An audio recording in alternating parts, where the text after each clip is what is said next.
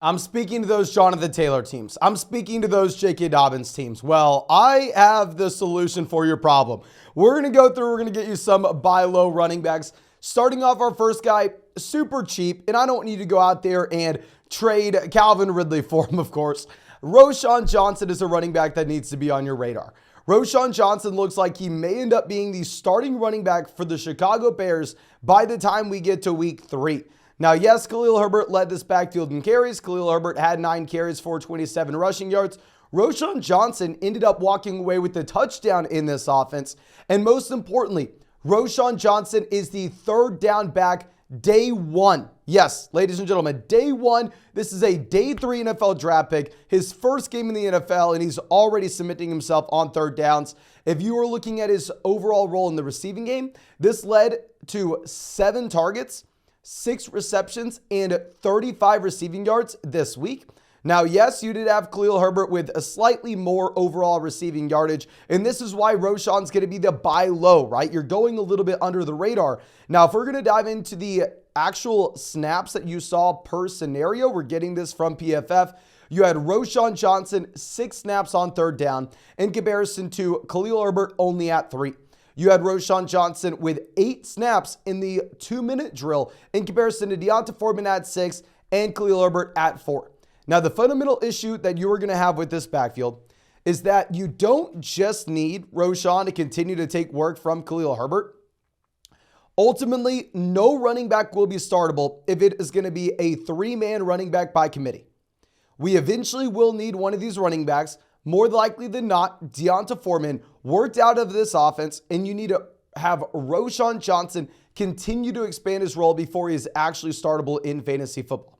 But if you could pick up Roshan just as a throw-in a deal right now, say you were going to go out there and you were going to trade, let's go DJ Moore for T. Higgins. And we can go, hey man, can you throw in Roshan Johnson?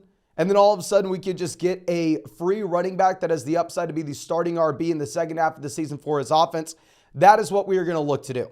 I'm not telling you right now that you need to go trade Dallas Goedert for Roshan Johnson.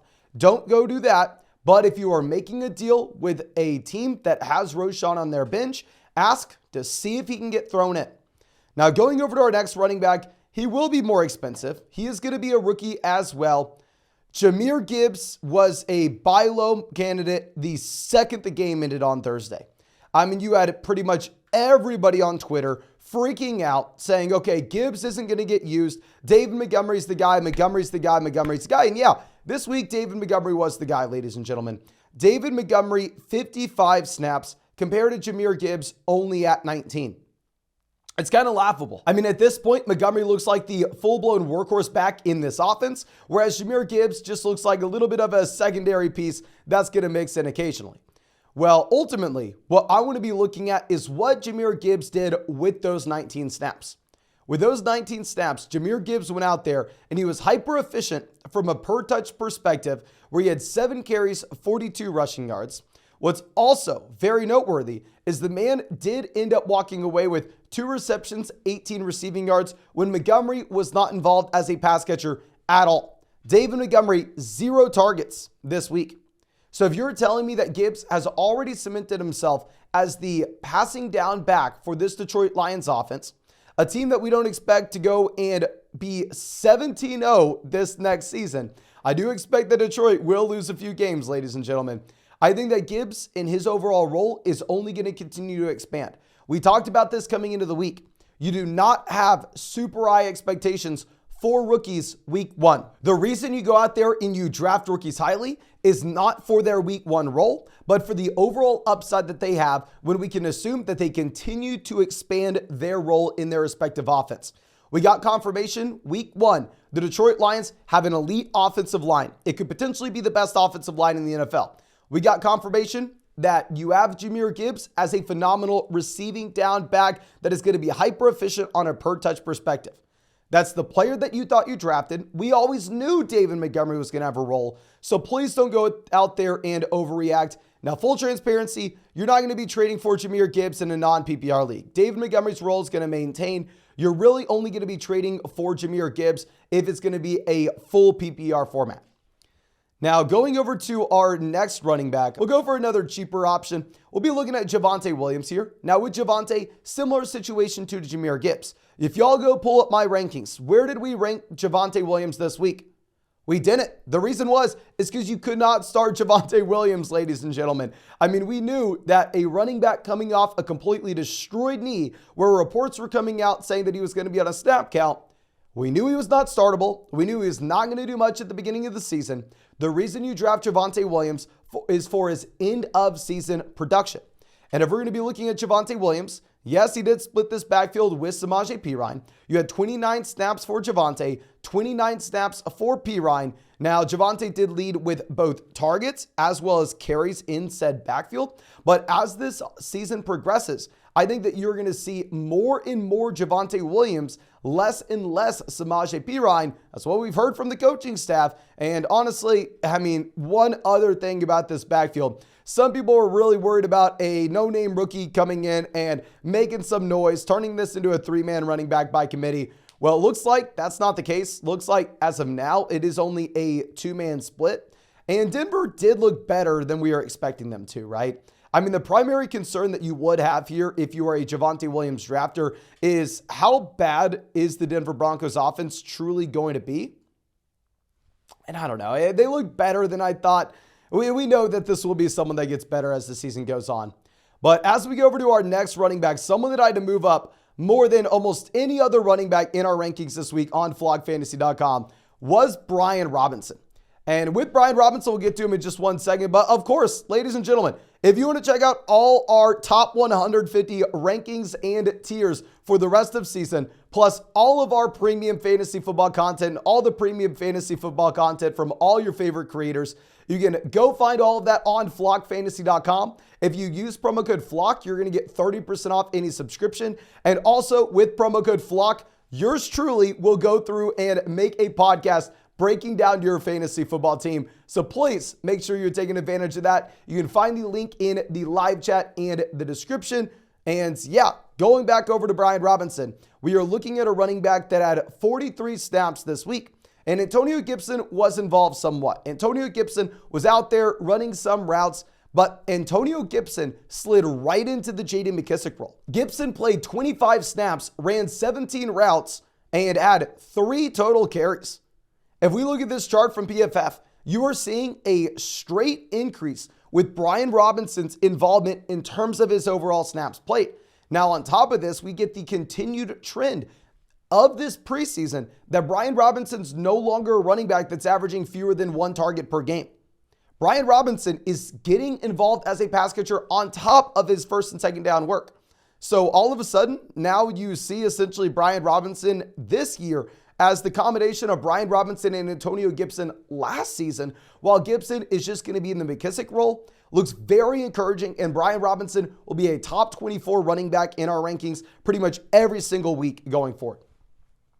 Now, if you didn't have J.K. Dobbins, if you don't have to deal with Jonathan Taylor, one player that I would be looking at as a cheap pickup now is going to be Alvin Kamara. And it's very funny to talk about this. We talked about this a ton for years now. You don't draft injured players coming into the season. You don't draft suspended players coming into the season. Because what should happen is you should see players every single week that goes by when they're closer to returning, their value actually increases. And what actually ends up happening is when these players aren't playing and when the guy who drafted him realizes, oh, he's suspended. Yeah, I'm not even going to get to think about putting him in my starting lineup. For whatever reason, their value actually takes a dip. Yeah, as if they didn't know that at the time that they drafted him.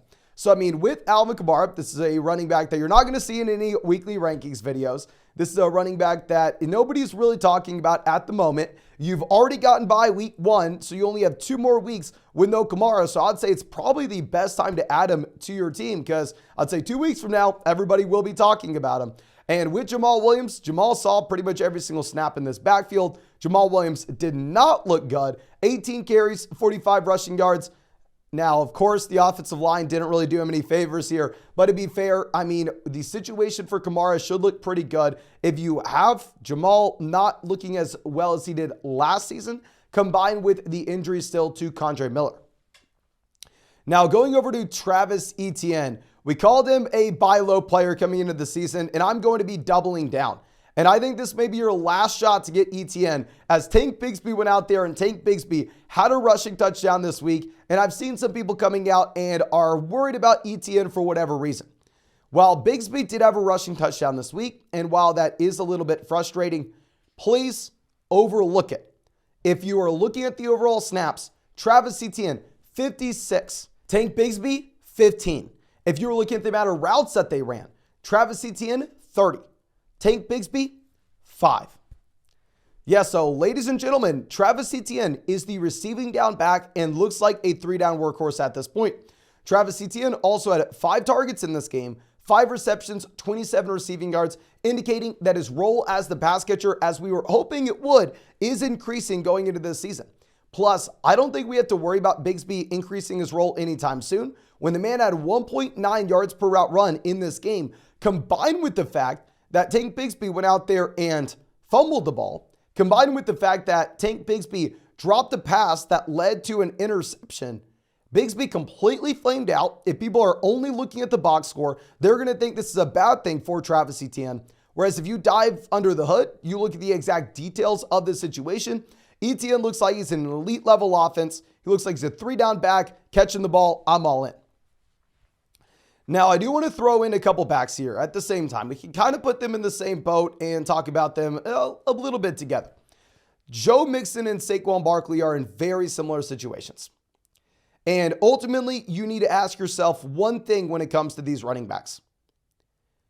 Do I believe that this offense is doomed to be one of the worst offenses in the NFL going forward?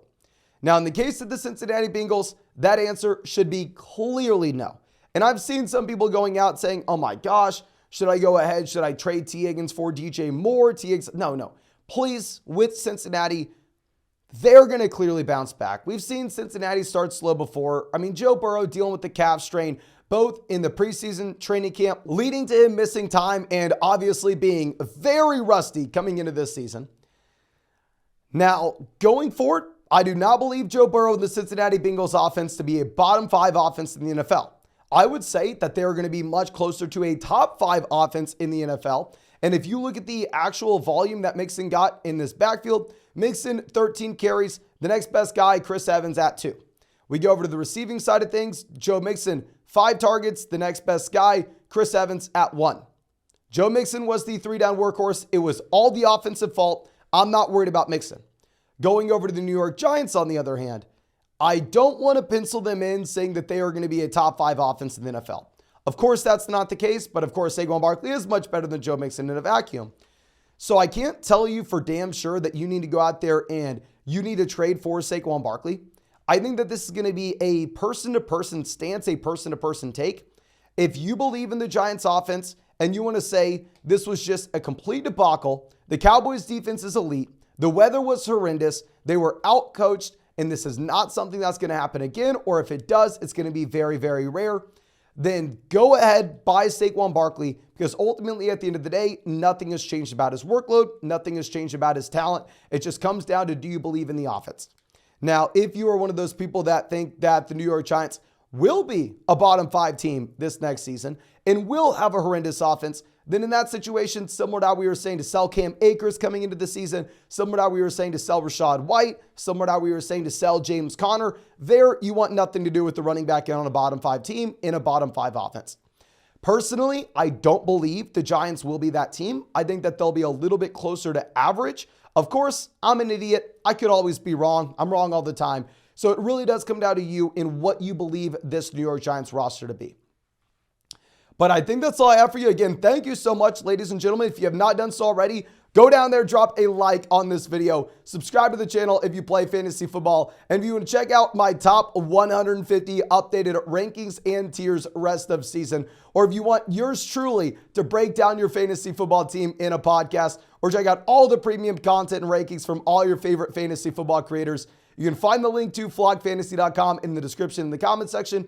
Promo code FLOCK is going to get you 30% off any subscription, and that Mother Flocker package is going to get yours truly to break down your fantasy football team in a podcast for you. But I think that's all I have for you. I really do appreciate you, ladies and gentlemen, and I really hope I get to see you out in the live stream later tonight.